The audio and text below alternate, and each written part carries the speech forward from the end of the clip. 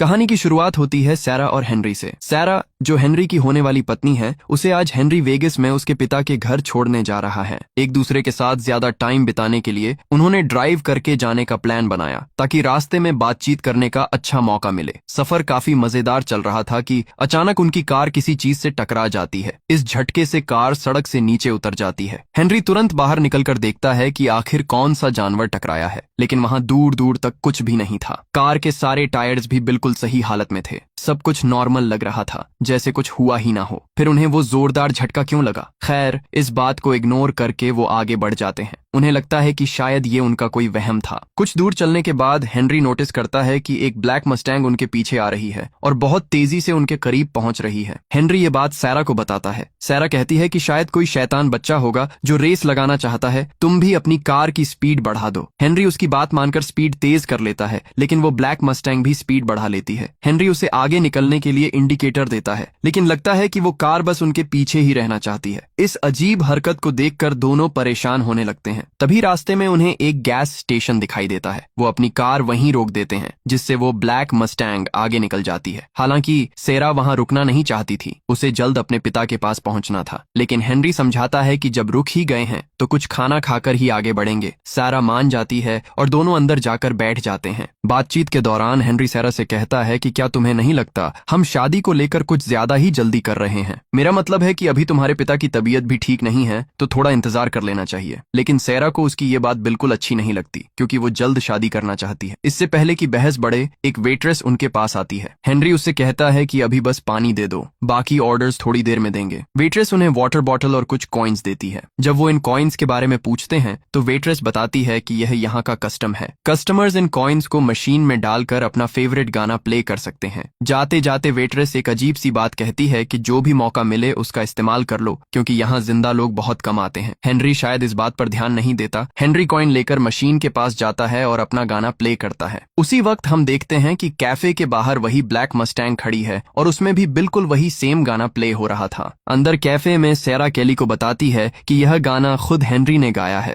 यह सुनकर केली उसकी तारीफ करती है। इसके बाद वो दोनों रास्ते के लिए खाना पैक करवा कर वहां से निकल जाते हैं। सफर अभी लंबा था और उन्हें अंधेरा होने से पहले पहुंचना था। इस बार कार सैरा ड्राइव कर रही थी। उसकी नजरें पूरी तरह सड़क पर थीं, लेकिन अचानक एक बार फिर उनकी कार के नीचे कुछ आ जाता है। यह महसूस होते ही दोनों डर जाते हैं, क्योंकि सैरा का साफ कहना था कि उसकी नजरें सड़क पर थीं और सामने कोई नहीं था। हेनरी कहता है कि वो बाहर जाकर देखता है, शायद इस बार सच में कुछ टकराया हो। दूसरी तरफ हम कैफे के ओनर को देखते हैं। केली उसके पास आकर बताती है कि वो दोनों अभी अभी गए हैं। क्या उनके साथ भी हमें वही सब करना है? पास बैठी एक लड़की कहती है कि उन्हें छोड़ दो, उनकी कोई गलती नहीं है। लेकिन ओनर कहता है कि हमें अपना काम करना होगा। उस लड़की के हाथों पर चोट के निशान थे और आंखों में आंसू थे। उसे देखकर साफ लग रहा था कि वो किसी बड़ी मुसीबत में है, लेकिन असल बात क्या है यह अभी हमें नहीं पता। उधर सड़क पर सैरा और हेनरी के बीच झगड़ा शुरू हो जाता है। वो इस सिचुएशन से बहुत परेशान हो चुके हैं। सैरा इरिटेट हो जाती है क्योंकि उसे लग रहा है कि वो आगे बढ़ने के बजाय वापस उसी जगह पर आ गए हैं जहां पहली बार रुके थे। लेकिन हेनरी उसकी बात मानने को तैयार नहीं होता, क्योंकि उसे लगता है कि ऐसा होना पॉसिबल ही नहीं है। तभी सैरा की नजर पीछे पड़ती है और वो देखती है कि वही ब्लैक मस्टैंग फिर से उनके पीछे खड़ी है। ये देखकर हेनरी तुरंत कार की चाबियां मांगता है, लेकिन इस बार सैरा भागने के बजाय सामना करने का फैसला करती है। वो सीधा उस कार के पास जाती है और शीशा नीचे करने को कहती है। लेकिन जैसे ही वो अंदर बैठे इंसान को देखती है, उसके होश उड़ जाते हैं। कार के अंदर एक बहुत ही भयानक और शैतान जैसा आदमी बैठा था। उसे देखकर सैरा तुरंत अपनी कार में भागती है और पूरी स्पीड में कार भगाने लगती है, जैसे वो कोई रेस लड़ रही हो। लेकिन कुछ ही देर में उन्हें पता चलता है कि कार का फ्यूल खत्म हो गया है, पर वो बीच रास्ते में रुक नहीं सकते थे।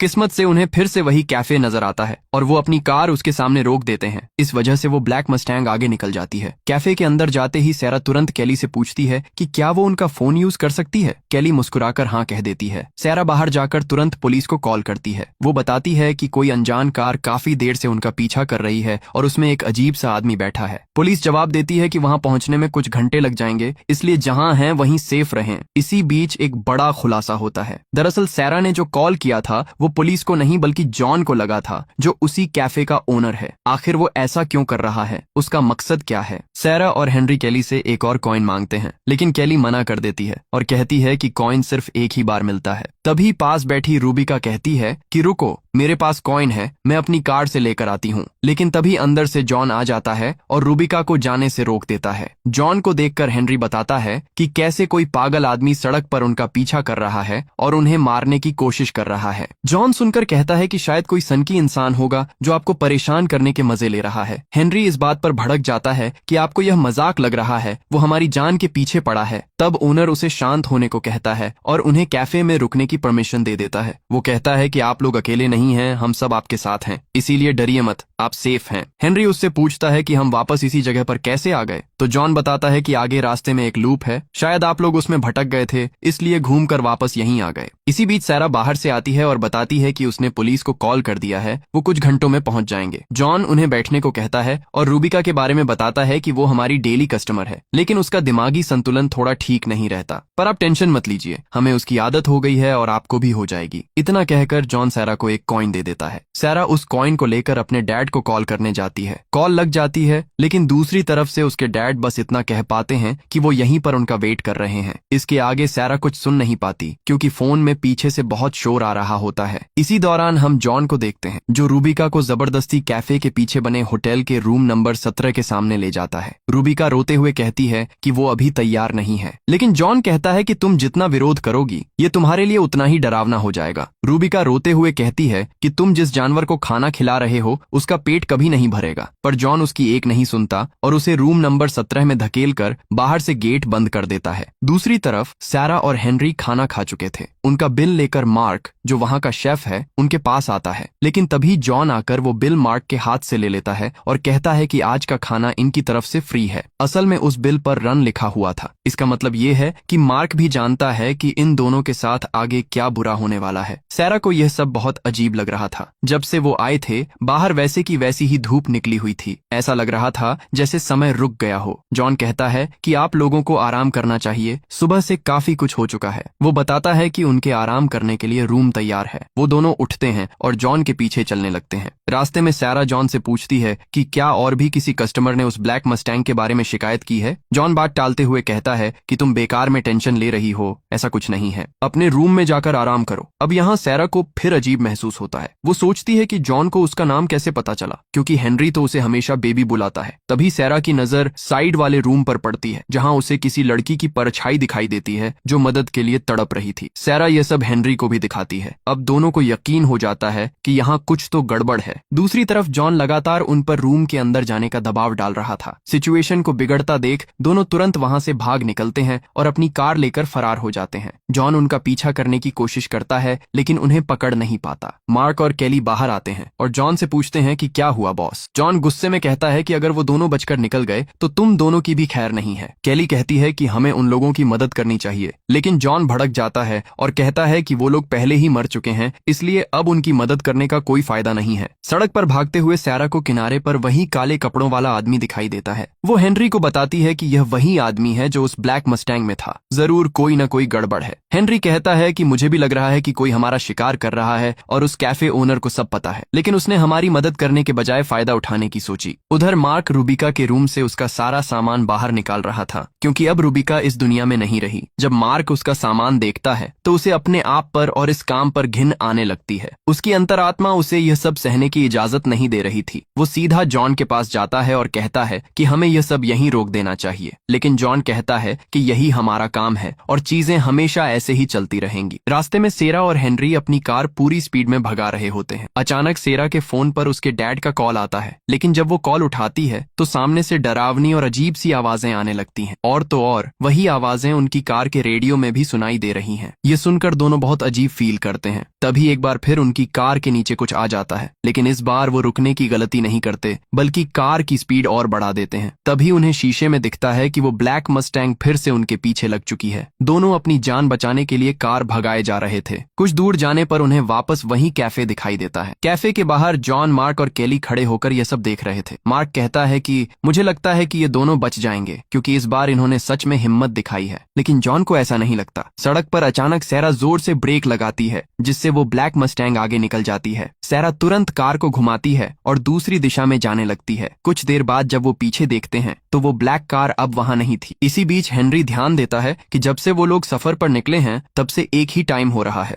जबकि असलियत में वो लोग कई घंटों से कार ड्राइव कर रहे हैं। हेनरी को शक होता है कि कहीं वो लोग किसी टाइम लूप में तो नहीं फंस गए, लेकिन दोनों में से किसी के पास इसका कोई जवाब नहीं था। वो बस किसी भी तरह इस जगह से बाहर निकलना चाहते थे। लेकिन सैरा को अब उम्मीद कम लग रही थी क्योंकि पिछले 3 घंटे से वो लोग एक ही सड़क पर गाड़ी चला रहे थे। हालांकि इस बार उनके रास्ते में न वो कैफे आया था और न ही वो ब्लैक मस्टैंग। फिर भी उन्हें एहसास हो रहा था कि सड़क वही है। हेनरी कहता है कि वो सही है, बस उन्हें कार को मेंटेन स्पीड पर चलाते रहना होगा। वो दोनों बारी बारी से ड्राइविंग सीट बदलते रहते हैं और आगे बढ़ते रहते हैं। लेकिन कुछ और घंटे बीत जाने के बाद सैरा हेनरी को नींद से जगाती है और कहती है कि उसे कुछ भी ठीक नहीं लग रहा। उसे ऐसा लग रहा जैसे वो इस सड़क से हजारों बार गुजर चुकी है। तब हेनरी नोटिस करता है कि उनका फ्यूल टैंक भी इतने घंटों बाद एक ही जगह पर अटका हुआ है। अब उसे पक्का यकीन हो जाता है कि यह जरूर कोई लूप है जो उन्हीं लोगों ने बनाया है। हेनरी कहता है कि हमें इस लूप को तोड़ना ही होगा और यह लूप सड़क पर चलते रहने से नहीं टूटेगा। हमें अपनी कार छोड़कर इस रेगिस्तान में पैदल ही उतरना होगा, तभी हम इस परेशानी का हल निकाल पाएंगे। सैरा को यह आइडिया बिल्कुल पसंद नहीं आता क्योंकि इतनी भयंकर गर्मी में पैदल चलना मौत को बुलावा देना था। लेकिन हेनरी उसे समझा लेता है और वादा करता है कि वो उसे बचा लेगा, बस उस पर भरोसा रखना होगा। उसकी बात मानकर दोनों कार से बाहर निकल आते हैं और पैदल ही रेगिस्तान में चलना शुरू कर देते हैं।